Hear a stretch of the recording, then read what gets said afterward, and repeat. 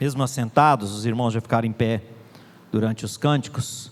Nós vamos meditar na palavra do Senhor.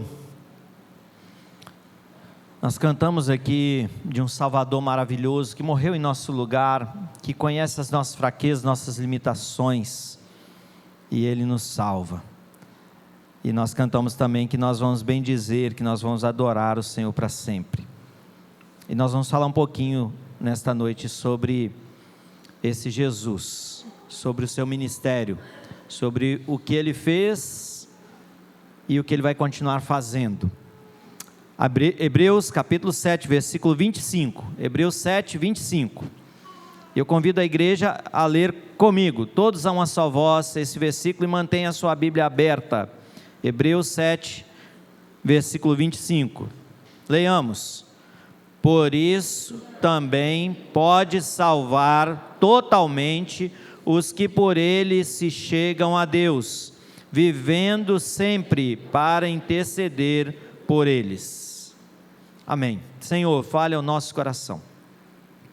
Apesar de nós, das nossas limitações, nós carecemos da iluminação, da direção do Senhor. Ó Deus, fale a cada um de nós. Tu conhece a necessidade de cada um que adentrou aqui nesta noite. Tu conhece a motivação, ó Deus, do coração. Tu conhece o mais íntimo da vida de cada um. As adversidades que estão passando, problemas, situações, ó Deus, estão tranquilos, felizes diante do Senhor. Louvado seja o Senhor por isso. Mas que o Senhor fale ao nosso coração, que nós saiamos daqui edificados nesta noite. O Senhor é poderoso para fazer isso. O Senhor é digno de toda a honra, de todo o louvor. O Senhor nos ama. E o Senhor quer o melhor para nós, mesmo nós muitas vezes rejeitando, mesmo nós negando, mesmo muitas vezes nós queremos nos afastar do Senhor. Mas muito obrigado porque o Senhor nos traz de volta. Louvado seja o Senhor. Fale ao nosso coração nesta noite, no nome de Jesus que nós oramos. Amém.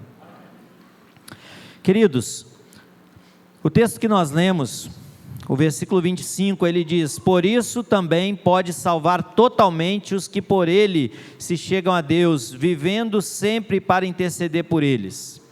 O texto ele faz parte de uma parte de Hebreus em que o propósito do autor do livro é falar sobre o sacerdócio de Jesus. E ele está aqui se dirigindo a cristãos hebreus, cristãos que estão ainda um pouco levando a questão da raiz do judaísmo em consideração. Então o autor tem como esse propósito trabalhar essa questão de Cristo na vida daqueles irmãos, e nós também. Muitos de nós ainda carregamos tradições às vezes da nossa família, tradições da nossa nação, tradições das pessoas que nos rodeiam, e essas tradições nem sempre são da vontade de Deus, são aquilo que agrada a Deus. Eu já vi pessoas que se declaram cristãs, por exemplo, que numa sexta-feira 13, fica meio ressabiado com algumas coisas. Eu não sei se cristão precisa disso, né? Né, Thieres? Eu conheço alguns que não passam debaixo de escada. Então isso é coisa de tradição. Isso é passar de pai para filho, avô e tal. E outras coisas mais que a gente poderia citar. Assim eram esses crentes. Eles ainda carregavam coisas da tradição. E o autor aos Hebreus, ele tem esse propósito de mostrar qual é o propósito de Cristo, o porquê que Cristo fez, o porquê que Cristo se tornou o sacerdote. E nós vamos pensar então nesta noite sobre o tema, o ministério eterno de Cristo.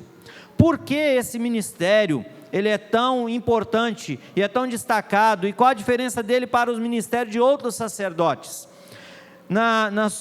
Nesse próprio capítulo, no início, o versículo de número 1, capítulo 7, versículo 1 em diante, vai dizer assim: porque este Melquisedeque, rei de Salém, sacerdote do Deus Altíssimo, que saiu ao encontro de Abraão, quando voltava da matança dos reis, e o abençoou, para o qual também Abraão separou o dízimo de tudo. Primeiramente se interpreta rei de justiça, depois também rei de Salém, ou seja, rei de paz, sem pai, sem mãe, sem genealogia, que não teve princípio de dias, nem fim de existência. Entretanto, feito semelhante ao Filho de Deus, permanece sacerdote perpetuamente. Versículo 4, vamos ler juntos? Considerai, pois, como era grande esse a quem Abraão, o patriarca, pagou o dízimo, tirado dos melhores despojos. O autor aos Hebreus vai lançar mão de um argumento falando que esse Jesus, esse Cristo, ele é de uma ordem de sacerdotes e que é muito maior. E ele aqui vai dar no seu panorama dizendo, ele não tem pai nem mãe, não tem o quê? Genealogia. Diante disso, será que esse é o próprio Cristo? Ou será que esse é um tipo de Cristo? Então nós poderíamos ficar, à luz das Escrituras, com essas duas questões. Esse Melquisedeque, ele pode ser uma representação de Cristo, ou o próprio Cristo, que abençoou alguém que é muito inferior. Quem? Abraão. Mas a pessoa mais importante nisso tudo é esse grande sumo sacerdote, que nos ama tanto, que se entregou por nós. Irmãos, vamos fazer um exercício de imaginação aqui. Eu e você, todos nós, pecadores, falhos, fazemos coisas que não eram para fazer, falamos o que não era para falar, e nós então estávamos entregues ao pecado, condenados ao inferno, a uma destruição total. E na eternidade, esse sacerdote, esse Jesus, ele diz para o Pai, eu vou lá, eu vou me entregar, eu vou sofrer na humanidade, eu vou me tornar homem, eu vou passar por fome, eu vou passar por sede, eu vou ser chicoteado, eu vou ser blasfemado, eu vou até a cruz, por amor a essas pessoas. E amados, esse sumo sacerdote, esse grande sumo sacerdote Jesus, ele é diferente de todos os outros, sabe por quê? Mesmo que os outros viessem a morrer, de nada ia adiantar, porque o único que poderia fazer o sacrifício perfeito é Jesus. Então o autor aos Hebreus vai mostrar a grandiosidade desse sacerdote Jesus. Além disso, no versículo 6 desse texto vai dizer, entretanto aquele cuja genealogia não se inclui entre eles, recebeu o dízimo de Abraão e abençoou o que tinha as promessas. Evidentemente, é fora de qualquer dúvida que é inferior e é abençoado pelo superior. Aliás, aqui são homens mortais os que recebem dízimos, porém ali, aquele que se testifica que vive, é por assim dizer também Levi, que recebe dízimos, pagou-os na pessoa de Abraão, porque aquele ainda não tinha sido gerado por seu pai, quando Melquisedeque saiu ao encontro dele. O autor aos Hebreus então vai mostrar que existia uma linhagem de sacerdotes, que vinha de Arão, que vinha de Levi, mas esse Jesus não é dessas linhagens. Esse Jesus é de uma ordem muito superior, porque aqueles eram pecadores, aqueles tinham todo um ritual de purificação que eles precisavam passar, para que eles pudessem então entrar nos santos dos santos. Mas o nosso grande sumo sacerdote Jesus, aquele que intercede, porque essa é a figura do sacerdote, essa é a função do sacerdote, interceder, ele não precisava passar por nenhum desses rituais, por isso que Jesus é superior. Ainda nesse aspecto de superioridade, eu quero ainda lembrar os irmãos do versículo de número 22, desse mesmo capítulo. Por isso mesmo, Jesus se tem tornado fiador de superior aliança. Ora, aqueles são feitos sacerdotes em maior número, porque são impedidos pela morte de continuar. Este, no entanto, porque continua para sempre, tem o seu sacerdócio imutável. Aqui também, amados, está apresentando outra diferença. Todos os outros sacerdotes, um dia morreram, foram impedidos, chegou um dia, acabou a função deles aqui. Mas o nosso sacerdote Jesus, ele não muda, ele não permaneceu na morte, ele é eterno. E daí a bênção, amados, de nós termos esse grande sumo sacerdote eterno. E aí nós chegamos nesse versículo de número 25. E eu quero então, dentro dessa questão do ministério eterno de Cristo, pensar 3 aspectos que envolve essa grandiosidade desse ministério. Primeiro, nesse versículo 25, a parte A, ele vai dizer assim: por isso também pode salvar totalmente. O primeiro aspecto, o primeiro destaque que eu quero dar aqui é que Jesus, ele é poderoso para salvar. Eu e você vivemos numa situação de perigo constante, e nós não conseguimos salvar a nós mesmos. Vamos pensar aqui na figura: por mais que uma pessoa saiba nadar, e bem, mas se ela estiver lá no alto mar, muito longe, sem bote, sem colete, sem remo, sem nada, ela não vai conseguir sobreviver por muito tempo, mesmo que ela consiga nadar. Assim é o homem sem Deus. O homem sem Deus, ele vai viver numa vida de pecado, ele vai viver como se estivesse lá em alto mar, lá no meio do oceano, entre o Brasil e a África, por exemplo.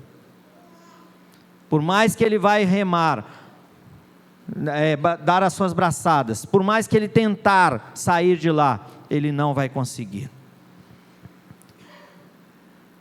A minha condição, a sua condição sem Deus, sem Jesus, ela é desta forma.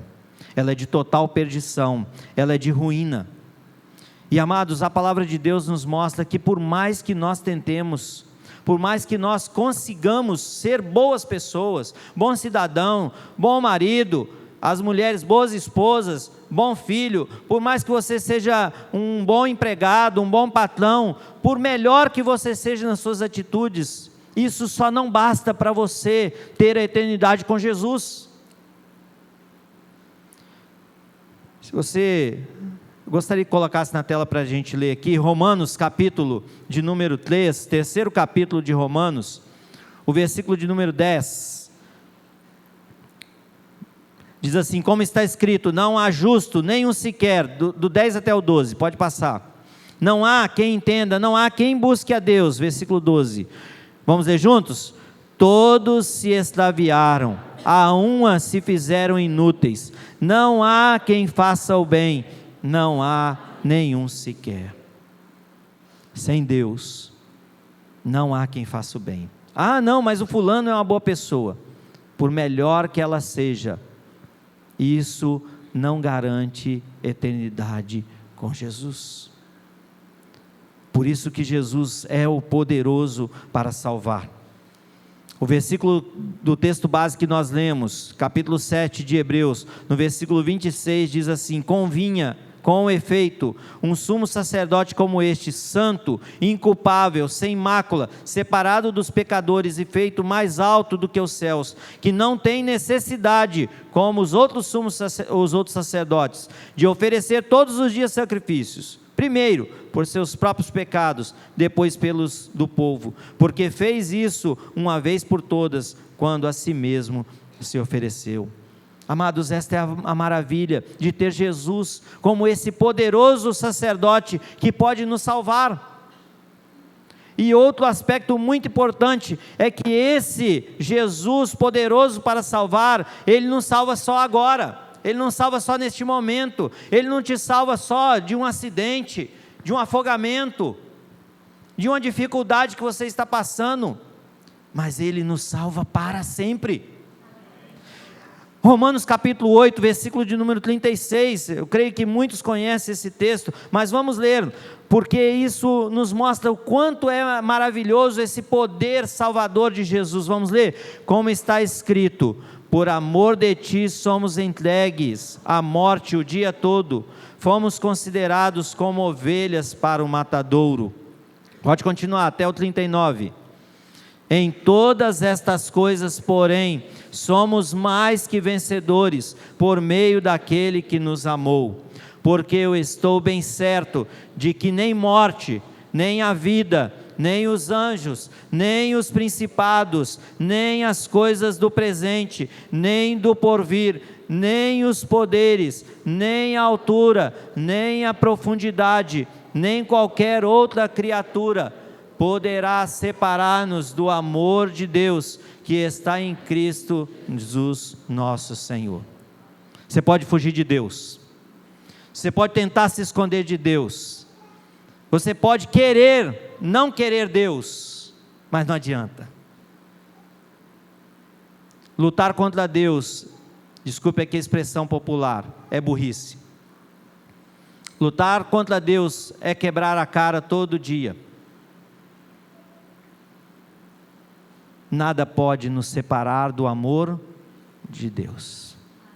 Nem morte pode nos separar do amor de Deus. Não há nada. Adão e Eva, quando pecaram, quando desobedeceram a Deus, eles tentaram resolver a sua situação do seu jeito, fazendo uma roupinha de mato. Eu estou aqui simplificando, tá, gente? Numa linguagem para a gente entender aqui. Resolveu? Não resolveu, porque eles tentaram fazer do jeito deles. Mas para salvá-los, Jesus se entregou. Para salvá-los, Deus vem ao encontro deles no jardim. E já prefigurando o que Jesus ia fazer, o próprio Deus mata um animal. E daquele animal faz a roupa adequada para Adão e Eva. Até quando você vai ficar fazendo, entre aspas, roupas de mato?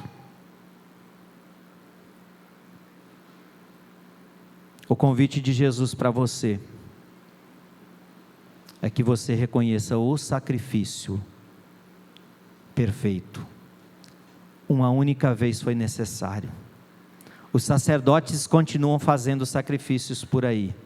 Os sacerdotes estão fazendo as suas penitências. As pessoas estão buscando a sua forma de tentar se salvar. E por mais que eles façam, é incompleto. Porque o único perfeito, completo, definitivo e eterno é o sacrifício de Jesus. Louvado seja o Senhor, amados. Mas ainda tem um segundo aspecto do ministério eterno de Cristo. Está aí também no versículo 25. Aliás, os 3 aspectos que a gente vai pensar nesta noite está nesse versículo 25.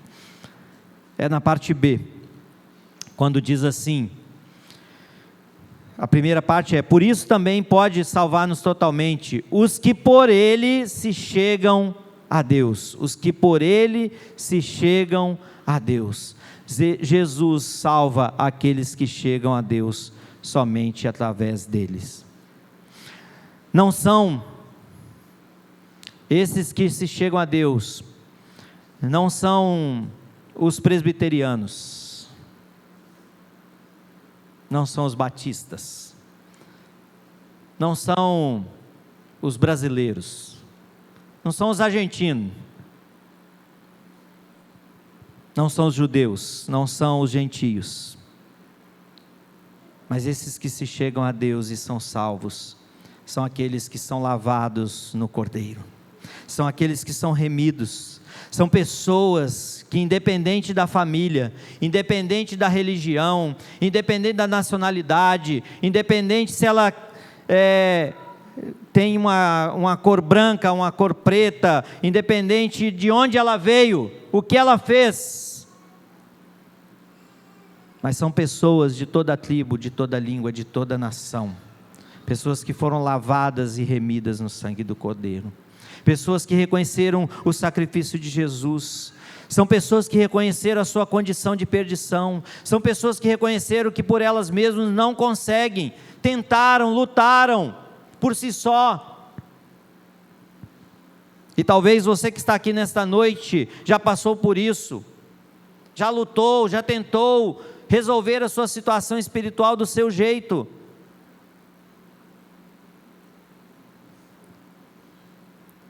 Mas Jesus, Ele salva aqueles que se achegam a Deus somente através dEle. Ele é o único caminho, não há outro. Não é por causa de rituais, não é por causa de religiosidade, mas é por causa da nossa relação com Cristo, da nossa vida de intimidade com Jesus. Isso produz em nós um desejo genuíno, santo, agradável, de glorificar a Cristo na nossa vida. E eu quero perguntar para você que está aqui nesta noite: você vive esse relacionamento íntimo com Jesus? Jesus é a prioridade da sua vida? Jesus é o principal? Você já se tem chegado a Deus através de Cristo? Reconhece que é Cristo que fez isso por você? Terceiro e último aspecto desse ministério eterno de Jesus, está aí no versículo 25 também, a terceira parte do versículo, que diz assim: vivendo, vamos ler juntos? Vivendo sempre para interceder por eles. Jesus vive para interceder por nós. Jesus, amados, não tira férias. Alguns estão aí ansiando as férias. Alguns estão contando nos dedos, talvez vai tirar férias por esses dias. Alguns estudantes já estão de férias, outros ainda têm uma semana, né? Os meninos lá de casa ainda vão até quarta, quinta-feira, né? Outros estão aí já contando nos dedos. Mas pense comigo, Jesus não tira férias, Jesus não dorme, Ele permanece intercedendo. Aliás, é isso que Jesus sempre faz, Ele está intercedendo por nós, Ele vive para isso, para interceder por nós. Vamos aqui também fazer um exercício de imaginação, tá? Jesus está lá agora falando assim: está vendo? Olha o que a Amanda está fazendo, olha como que a Amanda está cozinhando, olha como que a Amanda está tratando o Juninho. Ô pai, olha só como é que o Gilmar faz. Ô pai, olha como o Rodrigo faz, olha como a Elaine faz. Sabe por quê, irmãos? Porque o acusador está querendo jogar na cara. O acusador está o tempo todo. Lembra da história de Jó? Jó sabia do que estava acontecendo nas regiões celestiais? Jó não tinha conhecimento. Jó não sabia que tinha uma conversa na região celestial, e que lá começou uma batalha espiritual. Jó não sabia disso. Mas quando Deus permite o inimigo de nossas almas agir, e vem toda aquela destruição na vida, na família, nas coisas, no patrimônio, em tudo que Jó tinha, Deus permitiu que Jó passasse por aquilo. Inclusive amigos, chegando para Jó e dizendo: Jó, isso que está acontecendo com você, Jó, só tem uma razão: você deve ter pecado. Não é possível. Não é possível que alguém vai perder 7.000 cabeças de gado. Não é possível que alguém vai perder todos os seus filhos assim. Não é possível que alguém vai ficar com a doença a ponto de ficar com cacos raspando a própria pele. Não é possível. Só pode ser pecado. Os amigos não tinham uma palavra adequada para Jó. A mulher de Jó não tinha uma palavra adequada para Jó. Mas toda aquela situação que ele passou é porque Deus tinha um propósito na vida dele. E ele entendeu o propósito. Tanto é que no final do livro Jó vai dizer: antes eu te conhecia só de ouvir, mas agora os meus olhos te veem. Ou seja, Jó pôde entender qual era a maravilha de Deus, que Deus estava muito acima de tudo aquilo que Jó possuía.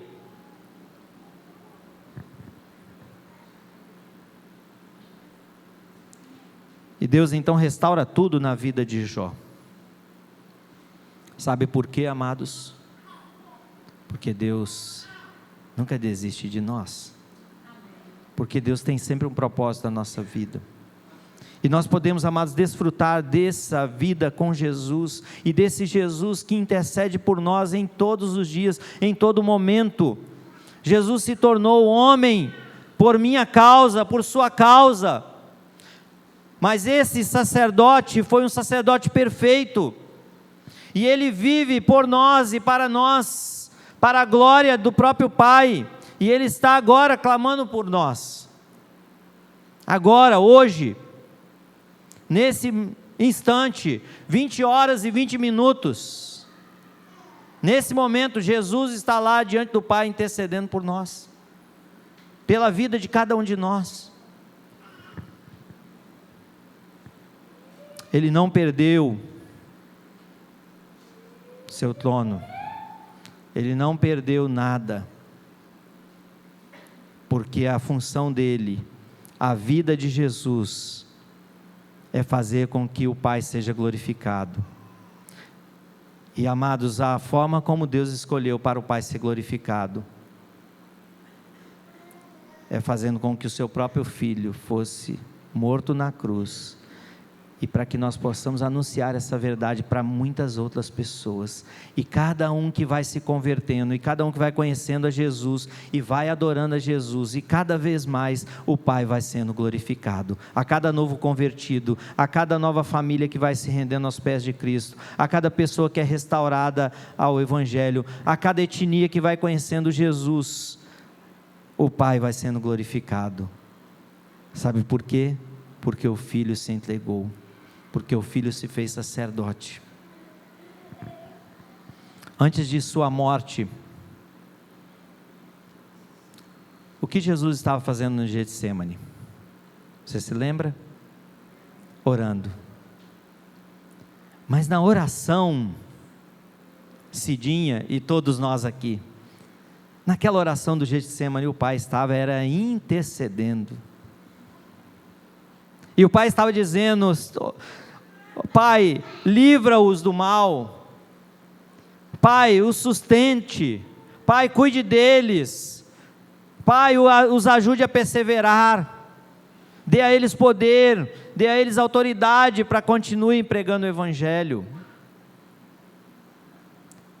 E Jesus morre, mas Jesus não permaneceu lá, ele ressuscitou, e quando ele ressuscita também ele está falando ao Pai, rogando ao Pai e declarando para aqueles discípulos que eles seriam revestidos de poder e autoridade. E isso aconteceu, amados. Atos capítulo 2, o Espírito Santo é derramado sobre aquelas pessoas, e eles cheios de poder e autoridade saem anunciando as verdades, e é por isso que nós estamos aqui hoje. Louvado seja o Senhor, porque alguém pregou o Evangelho. E como eu disse anteriormente, a tarefa agora está nas nossas mãos, de levar esta mensagem para outros. Lucas capítulo 22, versículo 31 e 32, vamos ler juntos. Lucas 22, versículo 31 e 32, vamos ler juntos. Simão,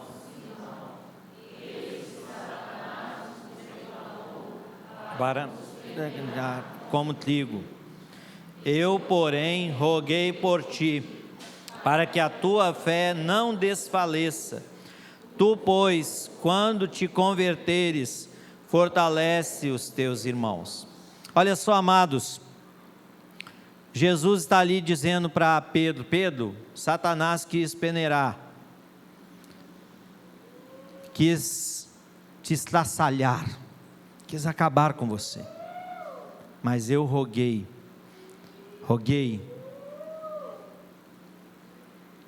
por qual motivo que o filho rogou ao Pai?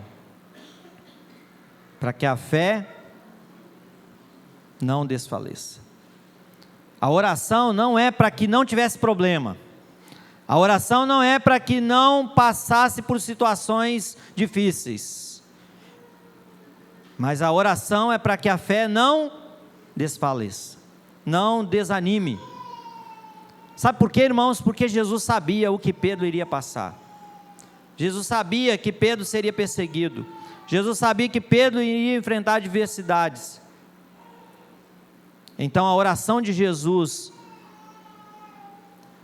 em consonância com a vontade do Pai, é para que a fé não desfalecesse. Então, de repente, Deus está dizendo para você aqui hoje: meu filho, não desfaleça na sua fé. Continue olhando para o alto, continue olhando para o Criador, continue olhando para o Deus Todo-Poderoso. Jesus em nenhum momento prometeu que não iríamos ter dificuldades, não prometeu, mas Ele prometeu estar conosco, e a presença de Jesus já basta na nossa vida, porque a presença de Jesus é a coisa mais importante que nós podemos ter. 1 João capítulo 2, o versículo de número 1, diz assim: filhinhos meus, estas coisas vos escrevo, para que não pequeis. Se todavia alguém pecar, temos advogado junto ao Pai, Jesus Cristo o justo. E Ele é a propiciação pelos nossos pecados, e não somente pelos nossos próprios, mas ainda pelos do mundo inteiro. Ora, sabemos que o temos conhecido por isso, se guardamos os seus mandamentos. Meus irmãos, João, ele está falando desse intercessor, desse advogado. Quando João fala isso aqui, no versículo 1 e no versículo 2, mas principalmente o versículo 1, olha como ele diz: estas coisas vos escrevo para que não pequeis, mas se todavia alguém pecar, temos um advogado. Isso aqui não é licença para pecar, mas se por acaso pecar, lembre que você tem um advogado. Hoje nós temos esse intercessor, hoje nós temos esse advogado, esse que intercede por nós, esse que está lá à direita do Pai intercedendo por nós. E aqui eu quero então, concluindo esse terceiro ponto, convidar você que está vivendo uma vida longe de Deus, uma vida de pecado, que existe esse intercessor e você pode recorrer a Ele. E você pode caminhar numa nova vida, uma vida de paz verdadeira, paz que o mundo não dá, porque a paz do mundo ela é passageira. A paz do mundo está numa noitada, num momento de overdose de drogas e bebidas, numa noite de sexo desenfreado, e por aí vai. Nós poderíamos citar várias coisas que o mundo oferece como paz, mas que não é paz, porque a verdadeira paz nós só encontramos em Jesus. Deixo-vos a paz, a minha paz vos dou, disse Jesus. Em outra parte Jesus vai dizer: eu vim para que tenham vida e a tenham em abundância. Jesus é o nosso intercessor. Quero concluir contando uma pequena história, e aí vou fazer as aplicações. Certa vez um soldado estava na guerra civil lá dos Estados Unidos, e nesse tempo da guerra ele perdeu, o seu pai e o seu irmão morreram, e esse soldado então ficou muito deprimido, a situação complicada para ele, e ele querendo voltar para cuidar da sua mãe, mas não tinha solução. Ele buscou os comandantes do batalhão, os comandantes do exército, e ninguém solucionava o problema dele, porque ele queria uma baixa, uma liberação da guerra, para poder voltar para a sua casa e estar com a sua mãe. E não conseguindo com nenhum daqueles comandantes, dos superiores do exército, ele então pensou: vou voltar e vou lá para a Casa Branca e vou tentar falar com o presidente. E eu te pergunto, você acha que ele conseguiu? Ficou lá na porta, conversou com um, conversou com outro, tentou falar com os seguranças, tentou argumentar, colocou lá a sua causa, pediu alguém para interceder junto ao presidente. Você acha que ele conseguiu? Nada de conseguir. De todas as formas, de todas as maneiras, ele estava ali tentando e não conseguia. Então, já desanimado, angustiado, ele se assenta ali perto do portão da Casa Branca, que é onde fica ali o governo americano, norte-americano, e ele então começa a chorar, começa a lamentar, por causa daquela situação. Com pouco, uma criança se aproxima, uma criança bem pequena se aproxima, e essa criança então pergunta: por que o senhor está chorando, soldado? Soldado não chora. Mas por que o senhor está chorando? Por que o senhor está triste, cabisbaixo? E aquele soldado não sabia quem era aquela criança, o que ela estava fazendo ali. Aquele soldado então conta a sua história para aquela criança. Aquela criança então passa a mão na mão do soldado e fala assim: vem comigo. E aquela criança então vai entrando pela Casa Branca, passa pelos soldados, cumprimenta os soldados e vai entrando e vai entrando. E aquela criança chega até o gabinete do presidente Lincoln. E o presidente fala: oi filho, tudo bem filho? O que você quer? Pai, ouve o que esse soldado aqui tem a dizer, pai. Jesus, amados, é muito mais do que essa criança. E o nosso Deus é muito mais do que o presidente dos Estados Unidos. Jesus intercede por nós. Jesus é o sumo sacerdote. E não é um sacerdote qualquer. Não é um sacerdote limitado. Não é um sacerdote que morre. Mas é o eterno sumo sacerdote. É alguém digno. É alguém que tem todo o poder, toda a autoridade para nos conduzir à salvação. É alguém que está rogando por nós agora, nesse momento, para que a nossa fé não venha nos falhar. Mesmo que ainda venham más notícias. O Senhor cuida de nós. Esse sacerdote eterno, esse Jesus que tem um ministério que é eterno, Ele quer ouvir a nossa oração, Ele quer ouvir o nosso pedido, Ele quer estar sempre diante do Pai, intercedendo por nós hoje, e até o dia que o Pai determinar que Ele vai voltar. Esse é o tempo da oportunidade para você e para mim. Vamos falar com o Senhor. Curve a sua cabeça nesse momento.